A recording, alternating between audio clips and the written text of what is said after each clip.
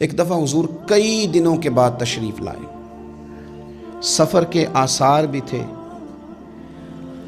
اور پھر حضور کا لباس مبارک بھی بہت دنوں سے حضور نے نیا جوڑا نہیں خریدا تھا، پہنا نہیں تھا، شرف نہیں بخشا تھا، تو کپڑے مبارک بھی نبی پاک صلی اللہ علیہ وسلم کے بظاہر بہت پرانے لگ رہے تھے۔ تو حضرت فاطمہ کے ہاں حضور تشریف لے گئے، تو سیدہ پاک نے حضور کے کپڑوں کو جھاڑا اور جھاڑ کر کے عرض کی، یا رسول اللہ آپ بڑی مشقت فرماتے ہیں، حضور آپ بڑی مشقت کرتے ہیں دین کے لیے۔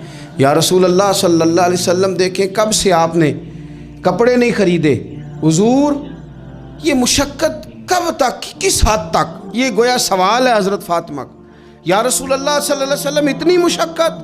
تو حضور نے فرمایا، فاطمہ تیرے باپ کی ڈیوٹی ہے، تیرے باپ کی ڈیوٹی ہے کہ ہر دیہات میں، ہر شہر میں دین پہنچانا ہے۔ پھر نبی پاک صلی اللہ علیہ وسلم نے ایک جملہ کہا جو میں نے پہلی دفعہ پڑھا تو بتاتا ہے کہ مشن کتنا بڑا ہے۔ نبی پاک صلی اللہ علیہ وسلم نے فرمایا، فاطمہ جہاں تک رات پہنچتی ہے نا، وہاں تک ہم نے اللہ کا دین بھی پہنچانا ہے۔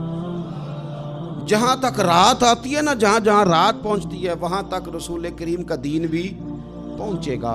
حضور صلی اللہ تعالی علیہ وسلم نے یہ انداز حضرت فاطمہ کو سکھایا کہ جہاں جہاں رات پہنچتی وہاں وہاں دین بھی پہنچے گا، وہاں وہاں یہ دین پہنچ کر کے رہے گا۔ اب آپ اندازہ فرمائیے، اتنا بڑا مشن تھا، اور اس میں سیدہ فاطمہ الزہرا رضی اللہ تعالیٰ عنہ ساتھ حضور کے وقت گزارتی ہیں، ساتھ رہتی ہیں۔ بہت زیادہ آسودگی والی زندگی نہیں، لیکن اس کے باوجود بہت زیادہ پردے کا اہتمام۔ با پردہ عورت کون ہوتی ہے؟ جو برقع پہنے اور سارا گھوم کے واپس آ جائے۔ برقع اس نے پہنا، نقاب اس نے کر لیا، اب جہاں دل کرے جائے؟ نہیں، یہ بھی با پردہ ہے، اس پر بھی کوئی الزام نہیں، لیکن جو اصل با پردہ عورت ہے وہ کون ہے؟ جو گھر سے صرف ضرورت کے لیے نکلے، صرف مجبوری کے لیے گھر سے باہر جائے، ورنہ اپنے گھر سے، وہ عورت با پردہ ہے۔ ایک دن نبی پاک صلی اللہ تعالیٰ علیہ وسلم نے صحابہ سے پوچھا نا، بتاؤ مجھے دنیا میں سب سے بہترین عورت کون ہوتی ہے؟ لوگوں کا اپنا اپنا رویہ ہوتا ہے، کچھ کا خیال تھا کہ جو قرآن پاک کی حافظہ ہو، کچھ کا خیال تھا عالمہ فاضلہ ہو، کچھ کا خیال تھا کہ بچوں کی تربیت ٹھیک کرنے والی ہو، دین جس نے بچوں کو سکھایا وہ بہتر ہے۔ سب اپنے اپنے انداز میں بات کرتے ہیں، لیکن حضور نے فرمایا تم نے میری مراد کو پہنچے۔ حضرت مولا علی شیر خدا فرماتے میں پیچھے بیٹھا تھا، ذرا میں نے گردن جھکائی اور چھپ کے، نہ ویسے بھی قد مبارک بظاہر تھوڑا چھوٹا تھا حضرت علی کا، کہتے میں نکل گیا، حضرت فاطمہ کا حجرہ ساتھ ہی تھا، جا کے میں نے کہا فاطمہ حضور نے سوال پوچھا ہے، اب میں کس طرح یہ بات کروں کہ مولا علی شیر خدا کا علم؟ حضور نے فرمایا کہ میں علم کا شہر ہوں تو علی دروازے ہیں، تو اگر حضرت علی بھی کسی سے مسئلہ پوچھنے جائیں تو پھر بتاؤ نا کہ سیدہ فاطمہ کا علم کتنا شاندار ہوگا، ان کے علم کا کیا مرتبہ اور مقام ہے کہ حضرت فاطمہ سے پوچھا جا کے، کہا فاطمہ آج نہ حضور نے سوال پوچھا ہے تو سب صحابہ محو حیرت ہیں۔ حضور نے پوچھا بہترین عورت کون ہوتی ہے؟ تو کسی نے کچھ بتایا، کسی نے کچھ بتایا، بات بن نہیں رہی، آپ ذرا جلدی سے بتائیں۔ تو حضرت فاطمہ کہنے لگی علی بہترین عورت پتہ کون ہوتی ہے؟ یہ آپ نے غور کرنا لفظوں پہ، کہا بہترین عورت وہ ہوتی ہے جسے نہ کبھی غیر مرد نے دیکھا ہو اور نہ کبھی اس نے غیر مرد دیکھا ہو، وہ سب سے بہترین عورت ہے۔ آپ میری بات پہ غور کریں، بس یہ حد ہے، یہ سیدہ فاطمہ کا پیغام ہے، یہ آج کے جمعے کا میسیج ہے۔ فرمایا نہ اس نے غیر مرد دیکھا ہو اور نہ غیر مرد نے اسے دیکھا، بہترین عورت ہے۔ حضرت سیدنا علی المرتضیٰ کہتے ہیں میں چپ کے سے آ کے پھر صفوں میں بیٹھ گیا، بات ابھی جاری تھی، صحابہ بات کر رہے تھے، میں نے ہاتھ کھڑا کیا، میں نے کہا حضور بتاؤں؟ فرمایا بتاؤ۔ میں نے کہا یا رسول اللہ بہترین عورت وہ ہوتی ہے نہ اس نے غیر مرد دیکھا ہو اور نہ غیر مرد نے کبھی اسے دیکھا ہو۔ حضور نے میری بات سنی تو مسکرا کے فرمایا فاطمہ میرے جگر کا ٹکڑا ہے۔ کہا فاطمہ میرے جگر کا ٹکڑا ہے۔ تو حضرت علی المرتضیٰ کہتے ہیں صحابہ ایک دوسرے کا منہ دیکھ رہے تھے کہ بتایا تو علی نے، تعریف حضرت فاطمہ کی انہیں نہیں سمجھ آ رہی تھی، میرے دوستوں کو تو مجھے تو آ رہی تھی نا، مجھے تو سمجھ آ رہی تھی نا کہ حضور کیا فرما رہے۔ تو سیدہ فاطمہ الزہرا وقت وصال آ گیا، 6 ماہ حضور کے بعد گزارے پر آنکھوں سے آنسو خشک نہیں ہوئے، اور عجیب سیرت نگاروں نے باتیں لکھی ہیں، حضور کی اونٹنی بھی آ کے نا حضور کے بعد حضرت فاطمہ کے دروازے پہ بیٹھی رہتی تھی. حضور کی اونٹنی بھی، وہ جو حضور کے جانور تھے نا، وہ بھی سیدہ فاطمہ کے دروازے پہ آ کے بیٹھے رہتے.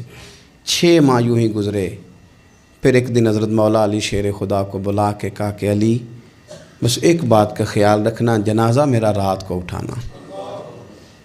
رات کو پردوں میں چھپ کے وقت بتایا ہے، تو اب بھی چاہتی ہوں کہ میرے جنازے کو، میری چارپائی کو بھی غیر محرم نہ دیکھیں. اور پھر فرمایا کہ حضرت اسماء کو بلا کے کہا کہ میرا جنازہ رات کو اٹھایا جائے اور پردے کا خاص اہتمام کیا جائے. تو انہوں نے کہا میں نے حبشہ میں ایک طریقہ دیکھا ہے کہ عورتوں کو جنازوں کو اوپر سے کئی چادروں کے ساتھ ڈھانپ دیا جاتا ہے. فرمایا بس وہی میرے ساتھ بھی کرنا. رات کو ہی جنازہ اٹھا. تو شاید مدینے میں آج کوئی آنکھ ایسی نہیں تھی جو خشک رہی ہو. حضرت عمر جیسے لوگ بھی روئے، حضرت ابوبکر صدیق جیسے لوگوں کی آنکھیں بھر آئیں.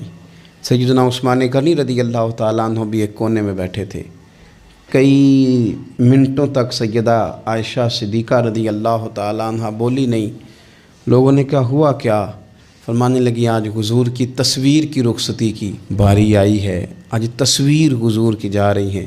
رات کو جنازہ سیدہ فاطمہ نے وصیت کی، جاتے ہوئے بھی غیر محرم کی نظر نہ پڑے. امام سیوطی نے حدیث لکھی ہے، میرے نبی پاک نے فرمایا دن ہوگا قیامت کا، اللہ فرشتوں سے فرمائیں گے نظریں جھکا لو. اہل محشر سے کہا جائے گا ذرا اپنی نظریں جھکا. یہ اہل محشر کون ہوں گے؟ ولی، غوث، کتب، صلحاء، اتقیاء، علماء. اپنی گردنیں جھکاؤ، نظریں جھکاؤ. کیا ہونے لگا ہے؟ کہا محمد کی بیٹی فاطمہ کی سواری گزرنے لگی ہے.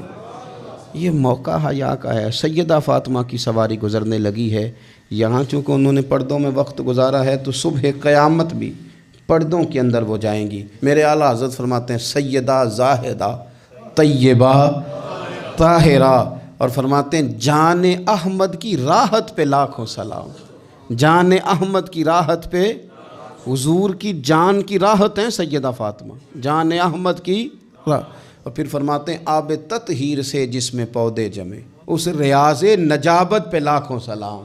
وہ تو پاکیزگی کا باب ہے. ایک تو یہ کہ خوب عقیدت کا اظہار کریں، دوسرا یہ کہ اپنے بچوں کو حوصلہ مند بنائیں، تیسرا یہ کہ سچ کی عادت ڈالیں، چوتھا یہ کہ صبر کا ان کو سبق دیں، پانچواں یہ کہ پردے کی خاص نصیحت فرمائیں، اور اپنے گھروں کے اندر آپ پیار والا ماحول بنائیں، بچوں کے ساتھ احترام والا رشتہ بنائیں. حضور سیدہ کے آنے پہ کھڑے ہوتے تھے.